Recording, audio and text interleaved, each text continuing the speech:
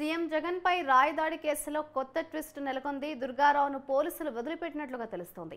కేసుతో దుర్గారావుకు సంబంధం లేదంటూ కూడా పోలీసులు అయితే వెల్లడించారు. సతీష్ రిమాండ్ రిపోర్టులో A2 ప్రోద్బలంతోనే దాడి చేసినట్లుగా పోలీసులు అయితే పేర్కొన్నారు. విచారణ తర్వాత దుర్గారావును పోలీసులు వదిలేశామంటూ కూడా వెల్లడించారు. A2 నిందితుడు ఎవరన్న దానిపై ప్రస్తుతం సస్పెన్స్ కొనసాగుతోంది.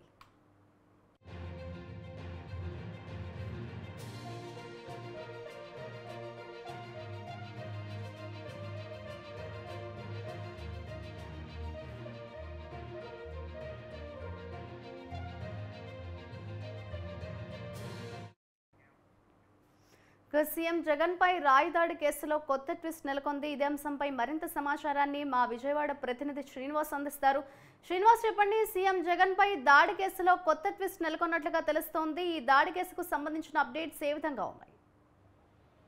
మాధురి, ఈ సీఎం జగన్ పై విజయవాడలో దాడి జరిగినటువంటి గులకరాయి కేసు అయితే ఆ కేసులో మరో ట్విస్ట్ వెలుగులోకి వచ్చింది. నిన్నటి అంటే ఇప్పటికే A1 నిందితుడు ఎవరైతే ఉన్నారో ఈ కేసుకి సంబంధించి సతీష్ ని పోలీసులు 3 రోజుల క్రితమే అరెస్ట్ చేయడం జరిగింది. ఈ అరెస్ట్ లో భాగంగా అతనితో పాటు అతనికి అత్యంత సన్నిహితుడైనటువంటి టీడీపీ ఫాలోవర్ అయినటువంటి దుర్గారావును కూడా పోలీసులు అదుపులోకి తీసుకున్నారు. దుర్గారావుకు సంబంధించి మరో 5గురిని కూడా పోలీసులు అదుపులోకి తీసుకోవడం జరిగింది.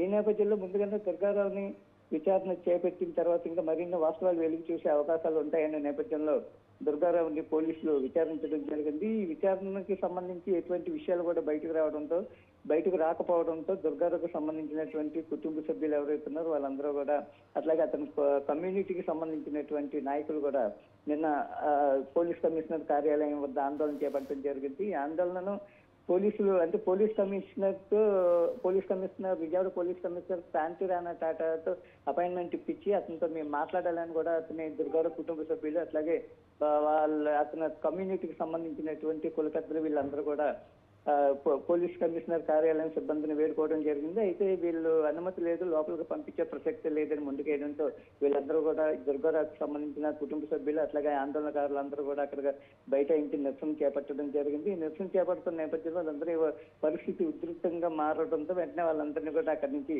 వేరే పోలీస్ స్టేషన్ కి షిఫ్ట్ చేయడం జరిగింది. అయితే ఈ కోణంలో ఇదంతా నిన్న మధ్యాహ్నం చోటు చేసుకున్నటువంటి పరిణామాలు.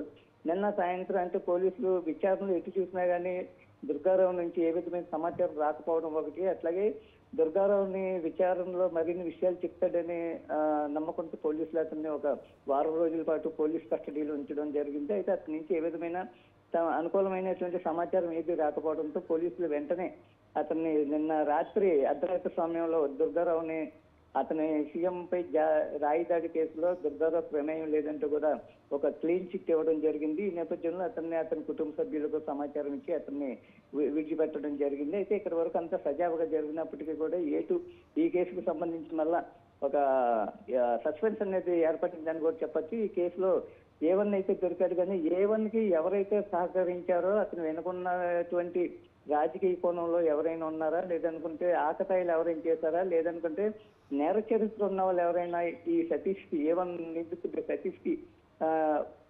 ఎంకరేజ్ సపోర్ట్ చేశారా అనే కోణంలో పోలీసులు దర్యాప్తు అనేది ఇప్పుడు ఆగిందని కూడా చెప్పొచ్చు. ఎందుకంటే అందరూ కూడా దుర్గారావు మీద హోప్స్ పెట్టుకోవడంతో దుర్గారావు నుంచి సరైన సమాచారం వస్తుందనే విధానంలో అందరూ కూడా ఇటు వైసీపీ సంబంధించిన పార్టీ శ్రేణులు కావచ్చు, అట్లాగే అతనికి ఈ పోలీసు డిపార్ట్మెంట్ సంబంధించినటువంటి అధికారులు కూడా కావచ్చు, వీళ్ళందరూ కూడా దుర్గారావు ఇచ్చిన సమాచారంతో కేసులో మరింత పురోగతిని సాధించి ఫర్దర్గా ఎవరైతే ఉన్నారో నిందితులు వాళ్ళందరినీ కూడా అదుపులో తీసుకుని అరెస్ట్ పెట్టాలని ఆలోచనతో ఉన్నప్పటికీ కూడా ఇది పోలీసులు అనుకున్న స్థాయిలో ఏ విధంగా కూడా జరగలేదని కూడా చెప్పొచ్చు. ప్రస్తుతం అయితే ఈ కేసులో A1కి సంబంధించినటువంటి పూర్తి స్థాయిలో అరెస్ట్ కానీ అట్లాగే విచారణ కానీ పూర్తయింది. A2 కానీ అట్లాగే ఇతనికి సహకరించినటువంటి మిగిలిన నిందితులు ఎవరున్నారు అనేది చాలా సస్పెన్షన్ గా మారిందని కూడా చెప్పొచ్చు. ఈ రోజు నుంచి పోలీసులు ఈ కేసు విచారణ కావచ్చు, ఇన్వెస్టిగేషన్ కావచ్చు ఏ విధంగా చేస్తారు, అట్లాగే ఇంకా అనుమానితులు ఎవరైనా ఉన్నారో వాళ్ళ కోసం ఏమైనా వేట నిర్వహిస్తారా అనేది కూడా తెలియాల్సి ఉంది. ప్రస్తుతం అయితే A1 తర్వాత ఈ కేసుకు సంబంధించిన నిందితులు ఎవరనేది ఇప్పటి వరకు తేలలేదు. మాధురి, అయితే శ్రీనివాస్, ప్రస్తుతం A2 ప్రోద్బలంతోనే ఇదంతా జరిగిందన్నట్లుగా కూడా పోలీసులు వెల్లడిస్తున్న నేపథ్యంలో A2కు సంబంధించి ప్రస్తుతం ఇంకా సస్పెన్స్ కొనసాగుతోంది. దీనికి సంబంధించి ఎప్పటికప్పుడు క్లారిటీ వచ్చే అవకాశం ఉంది అని అనుకోవచ్చు అంటారు? అంటే ఏటుకి సంబంధించి అంటే ఇప్పుడు నిన్నటి వరకు అందరూ ఇటు పోలీస్ వర్గాలు కావచ్చు, లేదనుకుంటే రాజకీయంగా ఉన్నటువంటి చర్చనీయాంశమైనటువంటి ఈ ఘటనలో ఏ1 అరెస్ట్ తో అంటే అతను ఇమీడియట్ గా అప్పట్లో సెర్చ్ వారెంట్ తీసుకున్నారు. అతని కుటుంబ సభ్యులు ఇమీడియట్ గా ఎప్పుడైతే కోర్టు సెర్చ్ వారెంట్ ఇచ్చిందో అతనికి ఇచ్చిన వెంటనే కూడా పోలీసులు మరి ఏ విధంగా అనుకున్నారో ఆ సెర్చ్ వారెంట్ లో భాగంగానే అదే రోజు సాయంత్రం పోలీసులు అతన్ని కోర్టులో హాజరుపరచడం, కోర్టు అతనికి ఏ1కి రిమాండ్ విధించడం కూడా జరిగింది. ఇప్పుడు ఏ2 వచ్చేసరికి ఇతనే ప్రోద్బలంతో ఉందని కూడా సోషల్ మీడియాలో వైరల్ అయింది. వైరల్ అవడంతో పాటు పోలీసులు కూడా ఇతని మీద హోప్స్ పెట్టుకుని ఉంచడం జరిగింది. ప్రస్తుతానికైతే ఇతనికి దుర్గారావుకు సంబంధించి కూడా ఏ విధమైన ప్రమేయం లేదని పోలీసులే స్వయంగా క్లీన్ చిట్ ఇవ్వడంతో ఇప్పుడు ఏ2 అనేది ఎవరు అనేది సస్పెన్షన్ గా పూర్తి స్థాయిలో సస్పెన్షన్ గా ఉంది. ఇప్పుడు ఏ2 కనుక దొరికి అలాగే ఈ కేసుకు సంబంధించి దుర్గారావు ఇప్పుడు ఏ1 సతీష్ కి ఎవరైతే సపోర్ట్ చేశారనేది ఖచ్చితంగా తెలియాల్సిన అవసరం కూడా ఉంది. సతీష్ కి ఎవరు ప్రమేయం లేకుండా లేదనుకుంటే ఎవరు సపోర్ట్ లేకుండా అతను ఒకటే నేరుగా ఒక సీఎం పై అటాక్ చేయడం అనేది అది జరిగే పని కాదు. ఇంకోటి పాసిబిలిటీ కూడా ఎక్కడ కనిపించట్లేదు. ఒక్కడే డేర్గా అంత సీఎం పై దాడి చేయడం అనేది అది కరెక్ట్ గా కూడా పోలీసులు చెప్పినప్పటికీ కూడా గతంలో విజయవాడ పోలీస్ కమిషనర్ అత్యవసరంగా మీడియా సమావేశం ఏర్పాటు చేయడం జరిగింది. మీడియా సమావేశంలో మీడియా ప్రతినిధులు అడిగిన ప్రశ్నలు కావచ్చు, సిపి క్రాంతిరాణ టాటా చెప్పే విధానం ఈ కేసుకు సంబంధించి ఏ విధమైన అంటే ఎలా జరిగిందని చెప్పారు, కానీ ఏ ఉద్దేశంతో జరిగింది, ఎక్కడికి ఎవరైతే చేయించారనే కోణంలో కూడా పోలీస్ కమిషనర్ చెప్పేటువంటి వివరాలు కూడా పొంతం లేకుండా ఉన్నాయి.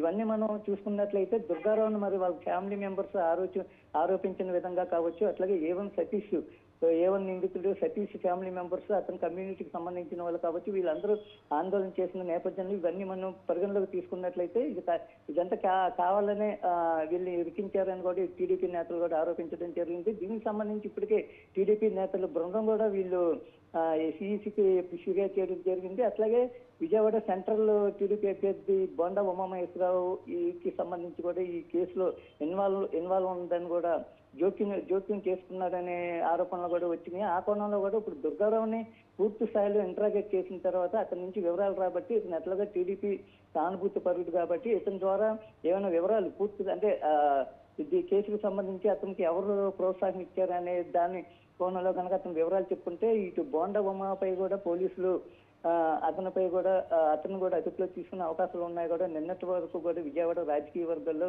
భిన్న సంచలనం కలిగించిన విషయాలుగా కూడా చెప్పొచ్చు. అయితే బోండబొమ్మ ప్రమేయం ఉందా లేదా అనేది ఈ దుర్గారావు పోలీసు విచారణలో ఏటుగా నిన్నటి వరకు అనుమానించినటువంటి దుర్గారావు చెప్పిన ఆధారాలు కావచ్చు లేదా వివరాలు కావచ్చు అతని మీద పూర్తిగా డిపెండ్ అవ్వడం, పోలీసులు పూర్తిగా డిపెండ్ అవ్వడంతో ఇటు టీడీపీకి సంబంధించిన నేతలు అట్లాగే ఈ బోండబొమ్మ ప్రమేయం ఉందని కూడా పోలీసులు నిన్నటి వరకు ఇంటర్నల్ గా భావించారు. అయితే దుర్గారావుని ఏటుగా భావించినటువంటి పోలీసులు ఎందువల్ల విడిచిపెట్టారు అనేది కూడా ఇప్పటి వరకు పూర్తి పోలీస్ వర్గాల నుంచి కూడా ఇది క్లారిటీ అనేది ఇప్పటి వరకు రాలేదు. అయితే దుర్గారావుకి ప్రమేయం లేదని వదిలేసిన తర్వాత ఇప్పుడు మళ్ళీ కేసు అంటే క్లోజ్ చేయడం కుదరదు, సతీష్ ఒక్కడితోనే ఈ ఘటన వెలుగు చూసిందనేది ఏ విధంగా అనుకున్న పరిస్థితులు అయితే ఇక్కడ కనిపించడం లేదు. అక్కడ క్రైమ్ జరిగిన తీరు మనం పరిశీలించవచ్చు. అట్లాగే ఆ జనవరిలో ఎవరైనా కనీసం మరో క్యాండిడేట్ ఎవరో ఒకరి ప్రమేయం ఈ సతీష్ తో పాటు ఉండే అవకాశం ఉంటుంది. ఎందుకంటే ఆ ఇష్యూ జరిగిన ఆ నేరఘటన ఏదైతే సీఎంపై అటాక్ జరిగిందో నేరఘటన ఉందో ఆ నేరఘటనకు సంబంధించి పూర్తి స్థాయిలో విచారణ చేపట్టినటువంటి పోలీసులకు అవేమి సరైన వివరాలు అనేది తెలియరాలేదని కూడా తెలుస్తా ఉంది. ఈ నేపథ్యంలో మరోవైపు దుర్గారావుకి సంబంధించినటువంటి కమ్యూనిటీ నేతలు కావచ్చు అట్లాగే ఫ్యామిలీ మెంబర్స్ కూడా తీవ్ర స్థాయిలో నిన్న ఆందోళన చేపట్టడం జరిగింది. తీవ్ర ఆందోళన చేపట్టిన నేపథ్యంలో వీళ్ళు కూడా మళ్ళా న్యాయస్థానాన్ని ఆశ్రయించి సర్చ్ వారెంట్ తెచ్చుకుంటారేమో అనే కోణంలో కూడా పోలీసులు ఆ కోణంలో కూడా ఆలోచించిన తర్వాత ఇది మళ్ళీ ఇష్యూ అయితే ఎన్నికల సమయంలో ప్లస్ ఎన్నికలు కూడా అమల్లో ఉన్నందున ఒక వివిఐపి స్థాయి వ్యక్తిపై అటాక్ జరిగిన ఈ దాడిని మళ్ళీ దీన్ని రాజకీయంగా ఏ విధమైనటువంటి మలుపులు తిరగకుండా ఉండేందుకు అట్లాగే ఇవన్నీ పోలీసులు పూర్తి స్థాయిలో విచారించి ఒక నిర్ణయానికి వచ్చిన తర్వాత దుర్గారావుని ఏటుగా అనుమానించినటువంటి దుర్గారావుని నిన్న నైట్ విడిచిపెట్టడం జరిగింది. అయితే ప్రస్తుతానికైతే పోలీసులు ఈ కేసు పరిశోధన మరింత వేగవంతం చేయాల్సిన అవసరం కూడా ఉంది. ఎందుకంటే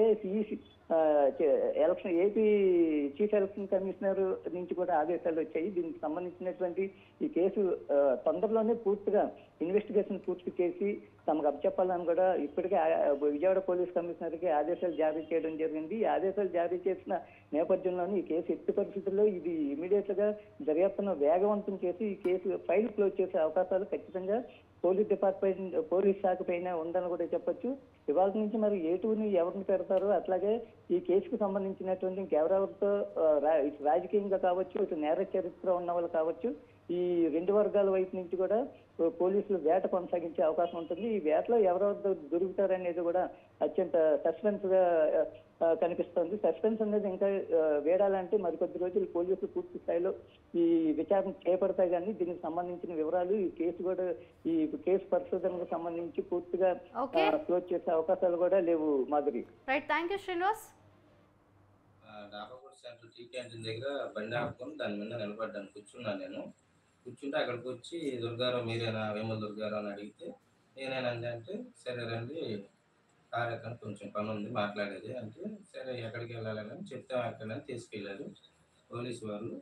తీసుకెళ్ళి ఇంట్రాగేషన్ మొదలు పెట్టారు. దేనికి సార్, దేని విషయం అంటే జగన్ గారి మీద దాడి జరిగిన విషయం దాని గురించి ఇంట్రాగేషన్ మొదలు పెట్టారు. పోలీసు వారు కూడా మొత్తం అంతా ఇంట్రాగేషన్ మొత్తం మొదలుపెట్టి వాళ్ళకి తెలిసింది ఏంటంటే నేను ఏ తప్పు చేయలేదని వాళ్ళకి కూడా అర్థమైంది. అర్థం అవడం వల్ల వాళ్ళు కూడా నన్ను నిర్దోషిలా భావించి తీసుకొచ్చి మా ఇంటి దగ్గర అప్పచెప్పి మా ఫ్యామిలీతో సంతకాలు చేయించుకున్నారు.